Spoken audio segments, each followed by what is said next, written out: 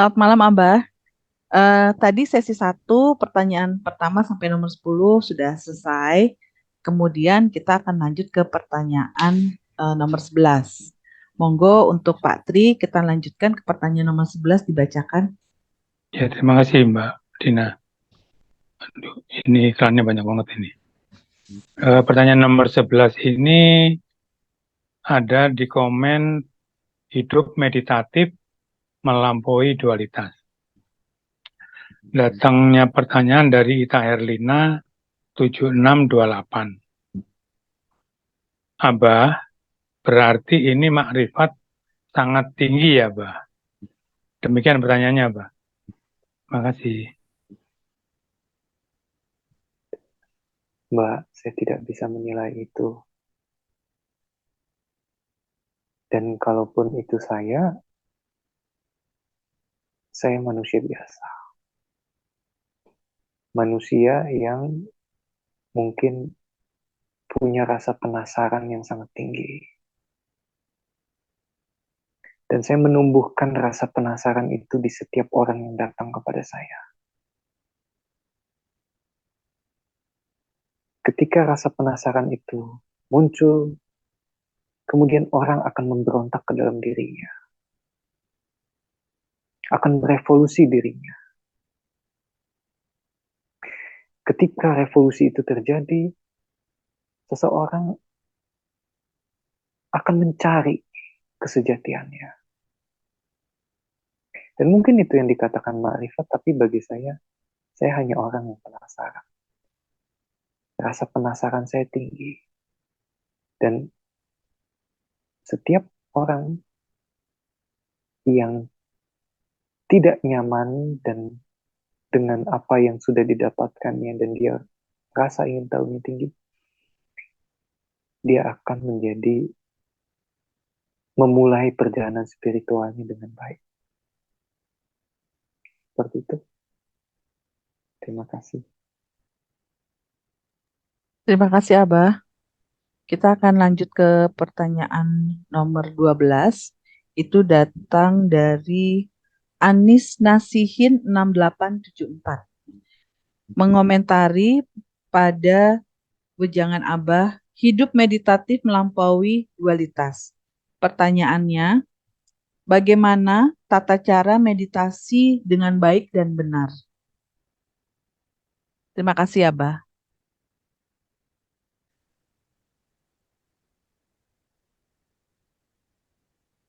Tidak ada tata cara. Karena yang pakai cara itu hanyalah sampah. Cara-cara sampah. Prinsipnya adalah Anda bisa menyaksikan atau Anda bisa melihat. Ketika Anda duduk, Anda tidur, Anda jalan, Anda jongkok, Anda sambil jongkok di WC, atau Anda sambil jogging, Anda sambil masak, Anda sambil bikin kopi, Anda bisa melihat. Tidak penting lagi cara itu. Pertama, lihat nafas Anda. Kedua, lihat pikiran Anda. Ketiga, lihat emosi Anda. Kalau Anda bisa melihat nafas Anda, energi Anda melampaui alam indera, alam tubuh. Kemudian Anda bisa melihat sesuatu yang lebih halus. Pikiran Anda. Ketika Anda bisa menyaksikan pikiran Anda, positivity, negativity, apapun yang ada di dalam kepala Anda, Anda lihat. Ketika Anda bisa menyaksikan itu, pikiran Anda akan terlampaui. Anda bisa menyaksikan lagi yang lebih halus dari itu. Mood Anda, perasaan Anda, emosi Anda. Ketika Anda bisa menyaksikan ini, emosi yang berubah-berubah, mood yang berubah-berubah, ke dalam perubahan itu, Anda tetap menjadi penyaksi. Lama-kelamaan Anda hening.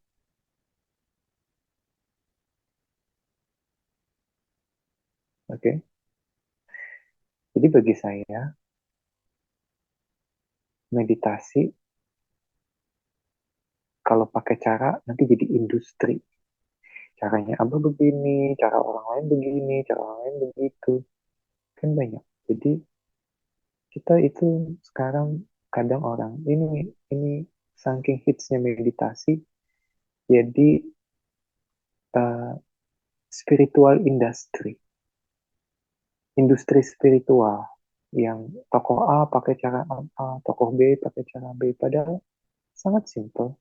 Kamu menyadari sepenuhnya, kamu hidup. Menyadari sepenuhnya kamu hidup. Kamu tinggal di badan ini, okay? Dan sadari sepenuhnya suatu saat kamu akan meninggalkan badan ini. Kamu mati. Nah, meditasi itu adalah voluntary death. Kamu suka bicara. Meditation is voluntary death. Mati secara sukarela. Kamu mematikan indrawimu, bukan indrawimu, pikiran, perasaan. Kamu mematikan itu secara sukarela. Dengan apa? Dengan menyaksikannya. Apa bisa bilang kalau semua hasrat sudah tidak ada di dalam, kamu tidak ada di dalam hasratmu lagi, apa kalau bukan kematian? Ya, Tri, coba. Kalau kamu sudah tidak ada di dalam hasratmu lagi, sudah tidak ada di dalam permainan pikiran lagi, apa itu kalau bukan kematian? Iya, Kematian. Inilah yang dinamakan voluntary death. Kalau kita mati, orang mati secara normal itu kan namanya accidentally death. Mati secara tidak sukarela atau secara kecelakaan. Tiba-tiba kita kena jantung, serangan jantung, tiba-tiba kita ketabrak motor, tiba-tiba kita stroke, meninggal tiba-tiba, dan lain-lain. Tapi dalam meditasi, kamu artinya mematikan dirimu secara sukarela. Ketika kamu menyadari sepenuhnya, kamu ini adalah debu yang akan kembali kepada debu, maka kamu akan hidup bebas. Kamu hidup merdeka. Kamu hidup dengan tidak ada rasa takut lagi. Kamu akan bahagia sepenuhnya, menghadapi segala sesuatu dengan totalitas. Setiap hari kamu bahagia. Bahagia. Bertemu orang kamu bahagia. Karena kamu menyadari, saya akan mati. Maybe tomorrow, I will be died. Kemungkinan itu kamu harus menyadari sepenuhnya. Maka itu bagi Abah yang kedua nih, bagi Abah. Meditasi itu bukan duduk bersila. Kemudian kamu pejam mata, kamu ingin mencapai subuh, ingin mencapai hening. Pada prinsipnya kamu melihat dengan jernih, melihat dengan kepolosan, bagaimana pikiran bekerja, bagaimana emosi bekerja, bagaimana energi bekerja. Kamu akan bahagia. Kamu akan bebas dari jeratan pikiran, jeratan perasaan. Kamu menyadari sepenuhnya yang ada di dalam kepalamu dan yang ada di dalam batinmu hanya fenomena psikologis yang sewaktu-waktu bisa berubah, bisa berakhir. Semua bisa berubah. Ketika kamu bebas, kamu bahagia. Dan oleh karenanya, Abah bicara, orang yang bahagia dan merdeka, bahagia dengan ultimate liberation, orang nggak butuh lagi meditasi. Orang bahagia ketika melihat gunung, ketika melihat orang bahagia melihat orang yang menjahatinya mungkin secara tanda kutip.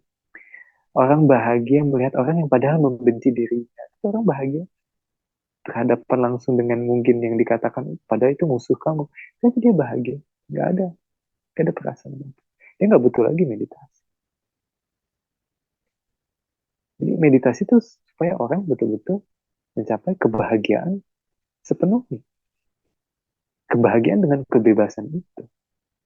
Jadi kalau udah orang mencapai blissfulness dan mencapai ultimate liberation, dia nggak butuh lagi meditasi. Karena tujuan meditasi supaya orang bahagia. Kalau orang sudah bahagia, dia nggak butuh lagi meditasi. Caranya gimana, Abah? Ya udah, kamu bisa duduk, kamu saksikan nafasmu. Simple. Kamu saksikan energimu yang masuk, yang keluar. Nanti lama-lama kamu saksikan pikiran. Sambil jongkok juga bisa. Kamu sambil jogging juga bisa. Abah nggak punya cara-cara khusus. Latihan dasar ada, latihan nanti itu ada. Cuman bagi Abah tuh tidak senang sekali uh, mempolahkan sesuatu. Kadang Abah sama anak-anak, yuk kita berubah. Itu, ya nggak? Abah pengen berubah nih. Kita pakai cara yang lebih efektif. Mungkin setahun, nggak sampai setahun. Beberapa bulan lagi Abah bilang, kita pakai cara yang lain. Kita berubah lagi. Bagi Abah ini yang lebih enak, lebih tepat. Ya, jadi bagi saya yang prinsipnya adalah kamu terampil untuk, kita terampil untuk menjadi penyaksi, menjadi witness. Apapun kegiatannya, jadilah witness. Terima kasih. Terima kasih, Abah. Kemudian lanjut ke pertanyaan nomor 13. Halo, Mbak Ani. Monggo silahkan, Mbak Ani. Iya, terima kasih Mbak Dina. Izin Abah, pertanyaan selanjutnya datang dari komentar hidup meditatif melampaui dualitas. Pertanyaannya datang dari Mas Ardi Sulawesi 2473. Bagaimana cara agar kita bisa selalu diberkahi dan dilindungi? Demikian pertanyaannya, Abah.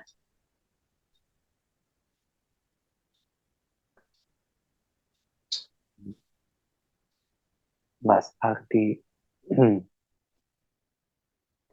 yang harus kita sadari sepenuhnya adalah setiap akibat yang datang kepada kita adalah sepenuhnya berasal dari kita.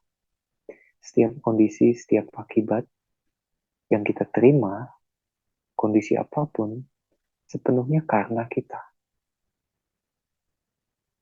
Jadi pertanyaannya akan Abah jawab tergantung bagaimana kamu memulai segala sesuatunya.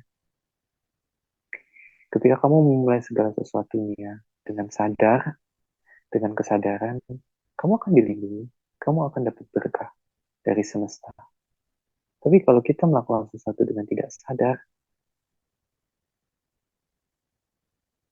semesta belum tentu berpihak kepada. Ya, begitu. Terima kasih. Baik, Abah. Kemudian kita lanjut ke pertanyaan nomor 14. Monggo, Pak Tri. Iya, Mbak. Terima kasih, Mbak. Mbak, ini ada komentar di hidup meditatif melampaui dualitas. Pertanyaan datang dari user FN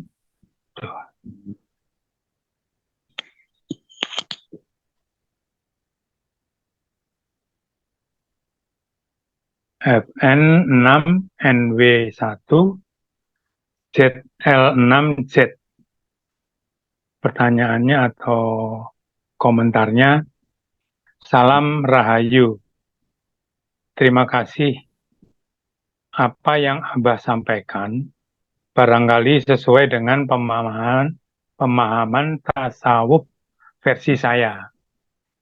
Maaf, ini koreksi Abah. Ini tentang arsi. Melalui metode tafsir Isyari, arsi adalah nurani. Contoh, Ar-Rahman nu alal arsis tawa. Dalam kurung Toha ayat 5. Artinya, cinta yang tumbuh dari nurani, garis miring lubuk hati. Jadi arsi pengertiannya bukan langit. Saya tunggu jawaban Abah. Semoga sehat selalu, Abah. Demikian, Abah. Terima kasih.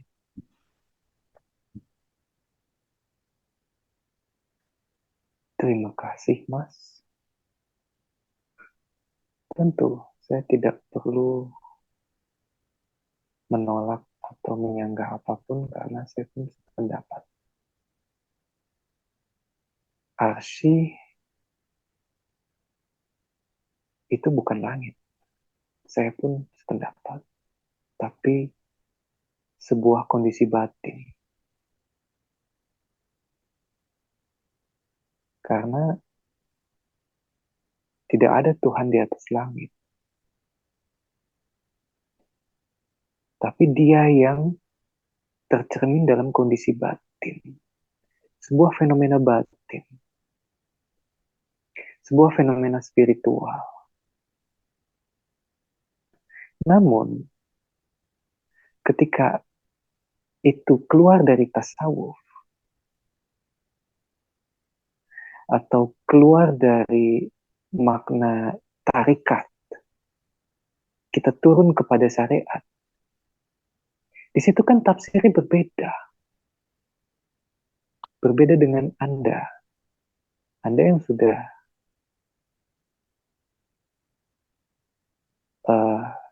pemikirannya sufistik, kalau Abah bilang sufistik, yang tasawuf itu. Berbeda dengan orang yang masih menerima Tuhan dari kacamata syariat. Dan Abah harus membahasakan itu. Mereka masih berpikir arsy di atas langit. Ada Tuhan yang di atas arsy di atas langit. Jadi untuk koreksinya saya terima dan saya pun sependapat dengan Mas. Terima kasih. Rahayu. Ya, Mas. Terima kasih Abah.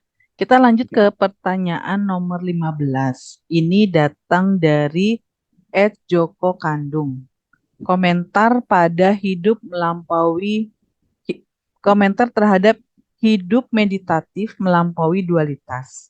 Pertanyaannya, Assalamualaikum, Rahayu Abah Isa. Terima kasih untuk ilmu yang sudah diwedarkan dari kota Tulung Agung, Jawa Timur. Caranya agar bisa dititik hening bagaimana, Abah? Teliti dengan tenang, amati dengan tenang, saksikan dengan tenang. Itu hanya caranya. Teliti, amati, saksikan dengan ketenangan. Dan jangan mulai dengan hasrat, ingin hening, ingin suwung, ingin mencapai moksha, ingin. Karena kalau kamu mulai dengan ingin, kamu nggak akan mendapat. Anda justru terjebak dalam hasrat. Just lakukan sepolos mungkin. Mungkin sambil Anda mandi, Anda mengamati. Sambil mandi, guyur pakai air, Anda merasakan sentuhan air. Atau dengan shower, Anda merasakan sentuhan air. Sambil makan, Anda merasakan sesadar-sadarnya mulut ini mengunyah. Itu kan meditasi. Jadi hening itu bukan berarti Anda harus duduk sila, merem, langsung suwung. Enggak juga. Mungkin untuk orang-orang yang belum terampil harus berlatih seperti itu. Tapi Abang kadang mendapati anak-anak yang sangat terampil, dia bisa hening sambil dia mandi, sambil dia duduk di taman, ada. Bahkan sambil menyanyi, ada. So, jangan terlibat atau terikat dengan cara tertentu, tapi Anda bisa memulainya dengan simpel duduk, bolehlah. Tapi Abah hanya bicara menekankan bahwa cara dan gaya apapun bisa dilakukan, namun pada prinsipnya Anda harus amati, saksikan, dan teliti dengan penuh ketenangan. Ya, terima kasih. Terima kasih, Abah. Lanjut ke pertanyaan nomor 16. Monggo Mbak Ani. Ya. Selanjutnya, Abah, komentar pada video hidup meditatif melampaui dualitas datang dari @nanang Wahyudi. Pertanyaannya adalah, maaf Abah, kalau meditasi melihat cahaya hijau terus berubah menjadi cahaya terang, tetapi berlubang hitam, itu apa Abah? Mohon penjelasannya, salam bahagia. Demikian Abah pertanyaannya. Iya, Mas. Ketika Anda akan memasuki titik hitam, itu adalah titik unidentified, like a black hole. Di sana tidak ada apapun lagi. Untuk menuju ke sana, kamu akan diberikan banyak sekali cahaya, banyak sekali penampakan. Saran Abah, jangan bertanya di dalam kepalamu. Karena kalau kamu bertanya atau kamu takut, kamu akan disconnect dalam perjalanan ini. Kamu akan terjun lagi ke dalam alam rendah, alam pikir. Dan kamu akan disconnect dengan semesta, dengan keterhubungan, dengan kesadaran itu, dengan kesadaran universal. So, ketika kamu sudah mulai melihat titik itu, jangan bertanya, jangan takut, jangan cemas, jangan pula ingin mencari-cari apa itu, jangan-jangan itu, jangan-jangan itu, tidak usah. Sepolos mungkin, sealami, selugu mungkin kamu lanjutkan itu dengan tenang. Amati dengan tenang terus. Kamu akan masuk ke dalam alam unidentified. Tidak ada apa-apa lagi di sana. Itu baik untukmu. Terima kasih. Terima kasih Abah. Kemudian lanjut ke pertanyaan nomor 17. Monggo Pak Tri. Ini agak panjang, Abah. Tio Bewok 6391 mengomentari hidup meditatif melampaui dualitas.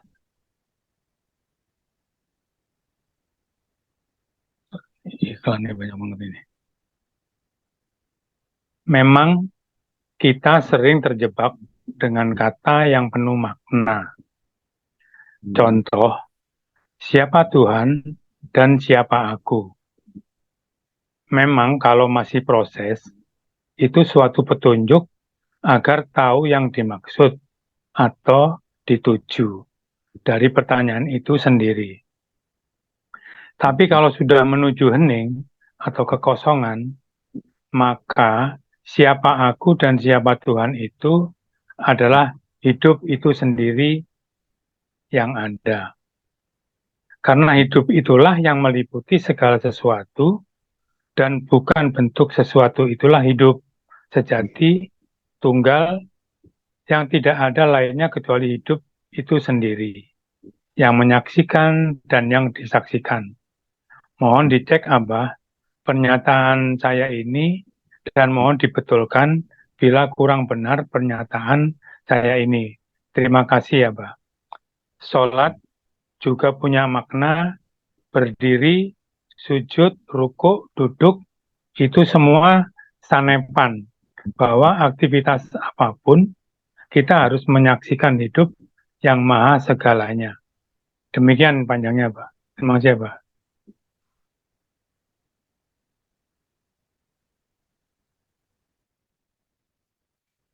Kecuali pernyataan terakhir tentang sholat, pernyataan di atas Mas, siapa? Maaf. Hiu Bewok. Mas Hio Bebo, sepenuhnya Abah sepaham.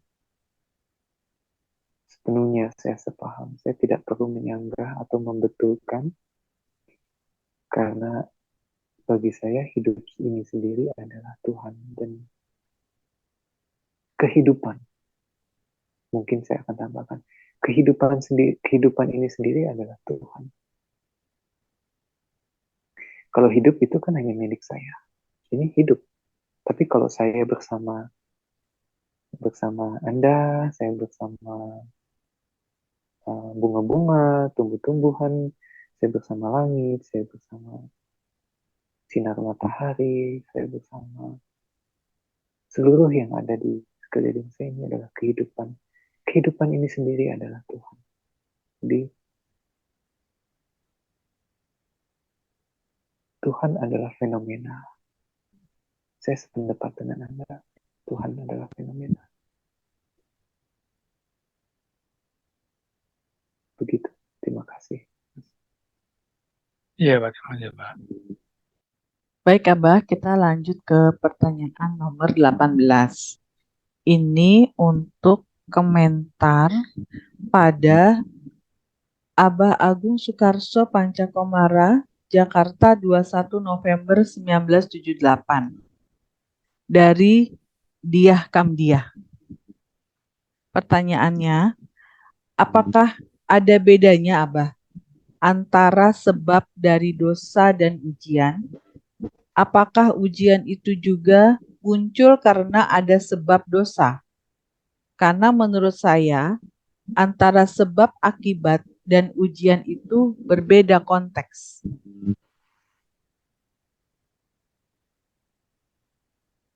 Iya, apapun seperti yang saya sampaikan sebelumnya, akibat apapun yang kita terima adalah sepenuhnya karena kita sendiri. Abah tidak mau memaknai itu dengan dosa atau ujian. Karena siapa yang bisa memberikan dosa dan siapa yang memberikan ujian? Anda bertanggung jawab penuh atas diri Anda sendiri. Anda punya responsible terhadap apa yang sudah Anda pilih. Jadi, alam tidak menghukum Anda karena alam itu jahat, bukan. Atau Tuhan akan menghukum Anda karena Anda berdosa. Tapi semua adalah karena diri Anda sendiri, karena pilihan perbuatan Anda. Ya. Jadi dosa itu Abah tidak ada makna dosa. Abah selalu bicara sama anak-anak, Abah tidak memakai istilah dosa. Bagi Abah, karena bagi Abah dosa itu adalah ketika kamu tidak bisa selaras dengan semesta. Kamu tidak bisa sejalan dengan semesta. Ketika kamu tidak bisa sejalan dengan kehendak alam, kehendak semesta, kamu akan celaka. Nah, itulah dosa. Ketidakselarasan kamu dengan semesta. Ya, kalau ujian siapa yang mau ngasih ujian?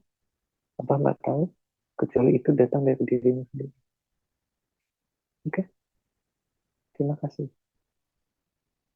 Baik, Abah, terima kasih.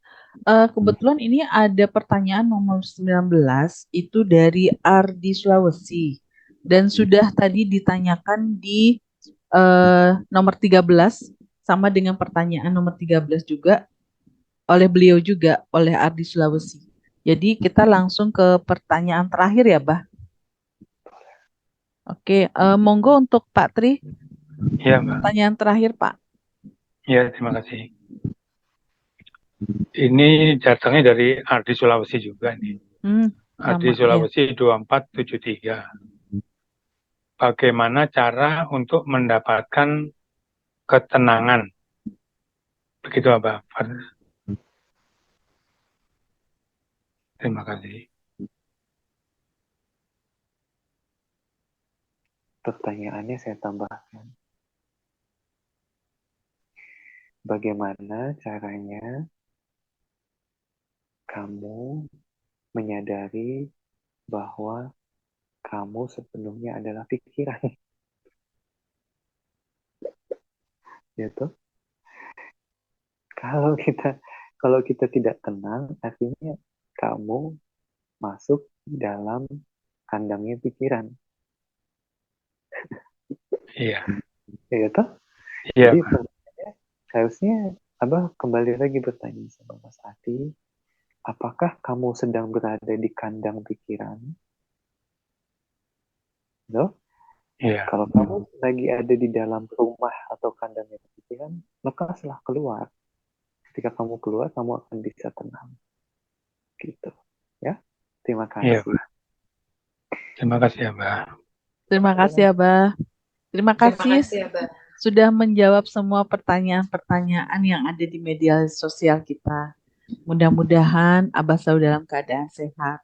Demikian Abah, untuk pertanyaan ini sudah selesai Abah jawab semua dan kami ucapkan terima kasih. Secepatnya kami akan masukkan ke dalam media sosial. Terima kasih Abah, selamat malam. Terima kasih ya, Mbak. Salam sejahtera, Mbak. Terima kasih, Abah.